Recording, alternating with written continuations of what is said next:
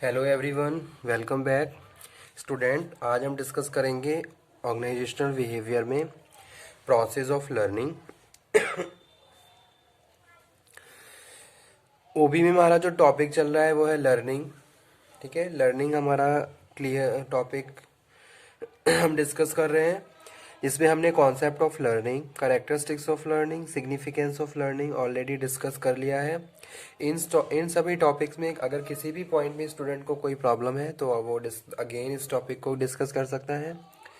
आज का जो हमारा मेन टॉपिक है वो है प्रोसेस भी। लर्निंग का क्या प्रोसेस होता है, किस तरीके से हम लर्न करते हैं, ठीक है, कौन कौन से एलिमेंट, कौन कौन से फैक्टर्स इन्फ्लुएंस करते हैं हमारी लर्निंग को। तो ये सब चीज़ें आज के इस वीडियो लेक्चर में हम कवर अप करने वाले हैं। ठीक है, तो स्टार्ट कर लेते हैं लर्निंग का प्रोसेस। तो स्टूडेंट, मैंने यहाँ पे एक लर्निंग का एक प्रोसेस बनाया है, जैसे कि आपको दिख रहा होगा। आप इसको स्क्रीन को रोटेट करके देख सकते हैं सही से। ठीक है, स्टार्टिंग हम कर रहे हैं किससे, स्टिमुलाई से। तो यहाँ पे हम बात, एक बार मैं आपको पूरा फिगर समझा देता हूँ कि भाई एक मिनट। तो इस तरीके से यहाँ पे हम बात कर रहे हैं, स्टार्टिंग करते हैं किससे, स्टिमुलाई से। तो ये क्या है, स्टिमुलाई है। ठीक है, जैसे कि मैंने आपको परसेप्शन में बताया था कि भाई एनवायरनमेंट है, तो एनवायरनमेंट में क्या होती है, बहुत सारी स्टिमुलाई होती हैं।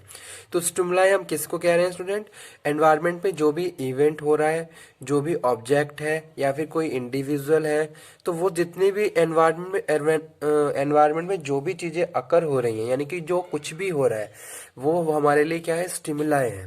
ठीक है, तो उनको यहाँ पे हम क्या, स्टिमुलाई बोल रहे हैं। तो वही चीज यहाँ पे मेंशन की गई है स्टूडेंट, आप देखिए। स्टार्टिंग हमारे हो रही है लर्निंग की किसकी, स्टिमुलाई से। ठीक है, अब जैसे कि ये एनवायरनमेंट को आप क्या कर रहे हो, लर्न कर रहे हो, एनवायरनमेंट में से कुछ लर्न कर रहे हो। तो जो स्टिमुलाई है, आप स्टिमुलाई को क्या करोगे, अटेंशन दोगे। ठीक है, फिर उसके बाद जब आपने उनको अटेंशन दिया, फिर आप उनको रिकॉग्नाइज करोगे कि भाई एक्चुअल में चल क्या रहा है। तो पहला element stimuli, attention, recognition. Recognition के बाद यहाँ पे हम जो बात कर रहे हैं वो क्या है, ट्रांसलेशन। फिर आप क्या कर रहे हो, उन्हें ट्रांसलेट करोगे। रीइंफोर्समेंट की बात कर रहे हैं, बिहेवियर की बात कर रहे हैं, रिवॉर्ड, हैबिट, मोटिव्स, और लास्ट है एफर्ट्स। ठीक है, तो ये क्या है, पूरा एक तरीके से प्रोसेस, और ये एलिमेंट है जो स्टेप बाय स्टेप हमारे लर्निंग के प्रोसेस में अपना अपना इंपॉर्टेंट रोल प्ले करते हैं। ठीक है, तो इनके बेसिस पे हम समझेंगे कि भाई क्या प्रोसेस है लर्निंग का। तो स्टार्ट करते हैं। इसको मैं फिर उसी पोजीशन में रख देता हूँ।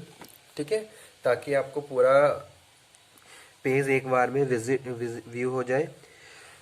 तो लर्निंग का process, the learning process is a mental and habit formation process. Attention is paid to certain stimuli used for learning, which are recognized and translated into reinforcement and behavior.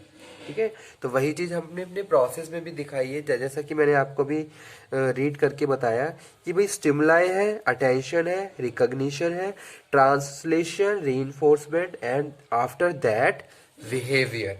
ठीक है, तो steps कौन कौन से हैं, पहला है स्टेप स्टिमुलाई।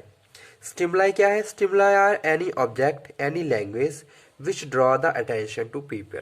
ठीक है, जैसे कोई भी इवेंट है, कोई भी ऑब्जेक्ट है, या कोई भी लैंग्वेज है, वो क्या है, हमारे लिए स्टिमुलाई है। हम उनके लिए क्या कर रहे हैं, अटेंशन दे रहे हैं। तो ये हमारी क्या है, अटेंशन वहाँ पे क्रिएट हो रही है। Employ get stimuli from the action and their superiors. ठीक है, तो अगर हम बिजनेस ऑर्गेनाइजेशन की बात करते हैं, तो जो एम्प्लॉय हैं वो स्टिमुलाई को अटेंशन देते हैं, किसके थ्रू, भाई जो भी उनके सुपीरियर उनको इंस्ट्रक्शन दे रहे हैं, कोई भी एक्शन है सुपीरियर का, उसके थ्रू हम क्या कर रहे हैं, वहां से स्टिमुलाई को रिसीव करके अटेंशन दे रहे हैं। जैसे कि मैंने लास्ट लेक्चर में एग्जांपल कोट किया था कि भाई अगर हम लर्निंग की बात करें, तो जो हमारे सीनियर्स होते हैं वहां से भी हम बहुत सारी चीज़ों को लर्न कर सकते हैं। जैसे कि आप किसी ऑर्गेनाइजेशन में जॉब कर रहे हो और आप एज अ असिस्टेंट काम कर रहे हो, तो आप अपने बॉस से या फिर जो भी आपका सीनियर है उससे आप बहुत सारी चीज़ों को लर्न करते हो कि वो कब किस तरीके से किस सिचुएशन को हैंडल करता है, कंट्रोल करता है, decision making, planning, strategy formulation, ये सारी चीज़ें आप वहाँ से प्रॉपरली लर्न करते हो। तो वही चीज़ यहाँ पे हम बात कर रहे हैं, employ get stimuli from the action of their superior. Second one student यहाँ पे हम बात कर रहे हैं attention. The degree of attention depend upon the nature of stimuli. ठीक है, जैसे कि हम बात कर रहे हैं कि भाई जो हमारी अटेंशन है वो स्टिमुलाई के ऊपर डिपेंड करती है कि उसकी क्या इंटेंसिटी है, कितनी उसकी डिग्री है। जैसे कि आपने देखा होगा, अगर हम कोई बुक पढ़ रहे हैं और उस बुक में थोड़ा उसके फॉन्ट में थोड़े बोल्ड है, जहाँ जहाँ बोल्ड में लिखा हुआ है वहाँ पे हमारी ज़्यादा अटेंशन जाती है। जैसे न्यूज़पेपर की फ्रंट पेज पे आप देखते हो फ्रंट न्यूज़ क्या ली हुई है, तो मोस्टली जो रीडर्स होते हैं वो क्या करते हैं, मेन मेन हेडलाइन पढ़ते हैं कि भाई आज ये हुआ, इसके रिगार्डिंग इकोनॉमिक की न्यूज़, प्लेस, बहुत सारे स्पोर्ट्स की न्यूज़। ठीक है, तो जो जो बोल्ड लिखा हुआ है उस पर हमारी अटेंशन ज़्यादा जाती है। तो वही चीज़ यहाँ पे हम बात कर रहे हैं किस पे, अटेंशन में। यानी the degree of attention depend upon the nature of stimuli. All stimuli are not paid attention. ठीक है, अब ऐसा भी नहीं है कि हम सारी स्टिमुलाई को एक बार में अटेंशन दे सकते हैं।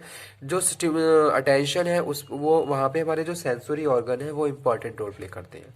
यानी कि हम एक बार में कितनी चीज़ों को देख पा रहे हैं वो हमारे अटेंशन का पार्ट बनेंगी, और बाकी सब क्या हो जाएंगी, वहाँ पे हाइड हो जाएंगी या फिर इग्नोर हो जाएंगी।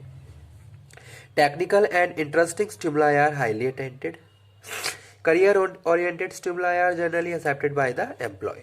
ठीक है, जैसा कि हमारा हम जिस जिस भी चीज़ की स्टडी कर रहे हैं या फिर जो भी चीज़ हमें देख के बारे में हम सुनना चाह रहे हैं, पढ़ना चाह रहे हैं, तो उन सब चीज़ों पे हम ज़्यादा फोकस करते हैं। जैसा कि सपोज हम मार्केट में गए, हम कोई भी एक पर्टिकुलर प्रोडक्ट खरीदना चाहते हो, तो आप देखो आप उसी प्रोडक्ट पे जाके रुकते हो डायरेक्ट। ठीक है, क्योंकि आप वहाँ पे अटेंशन ज़्यादा फोकस कर रहे हैं क्योंकि आपके माइंड में वो सारी चीज़ें ही चल रही हैं। तो वही चीज़ यहाँ पे हम बात कर रहे हैं, career oriented stimuli are generally accepted by the employ. उसके बाद है रिकॉग्निशन।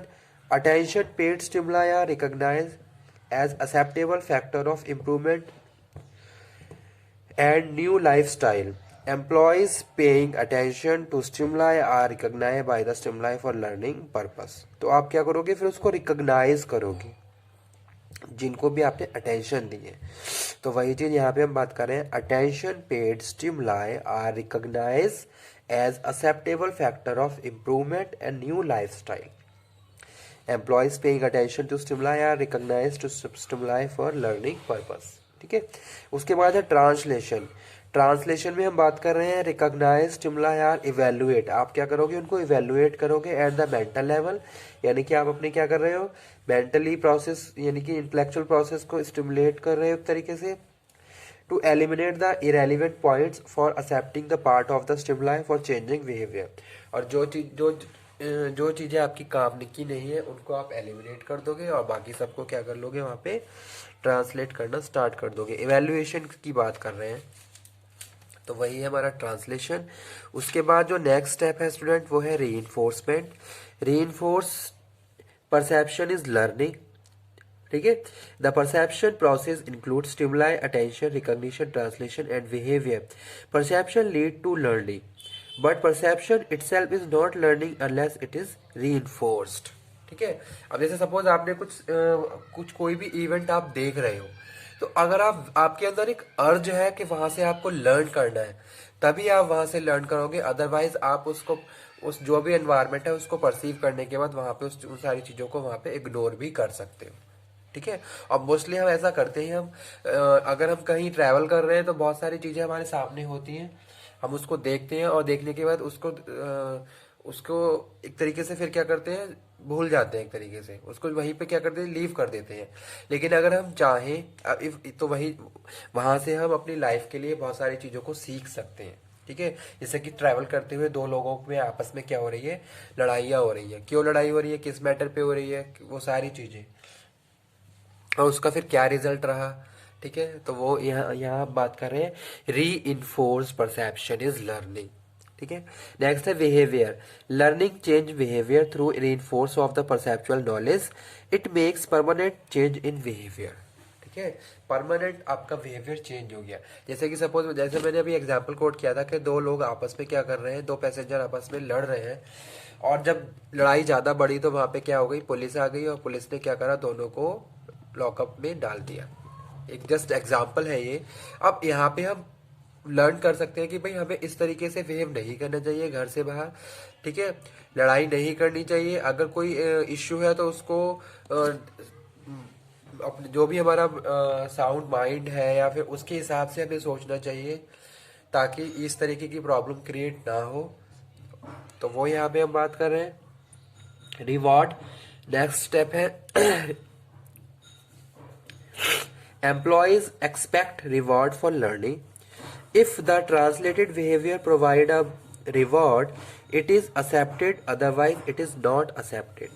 तो रिवॉर्ड की यहाँ पे हम बात कर रहे हैं, employ expect reward for learning, यानी कि जो ऑर्गेनाइजेशन में क्या है, एम्प्लॉय अगर कुछ लर्न कर रहे हैं तो उनकी एक्सपेक्टेशन रहती है कि वो वहां पे उनको रिवॉर्ड भी दिए जाए। If the translated behaviour provide a reward, it is accepted, otherwise it is not accepted, ठीक है। तो नेक्स्ट टाइम भी आप क्या है, मोटिवेट रहेंगे। Habits, a permanent change in behaviour become a habit which help continuous improvement. Okay, तो आपकी हैबिट बन जाती है। Employ develop the habit of self appraisal and development.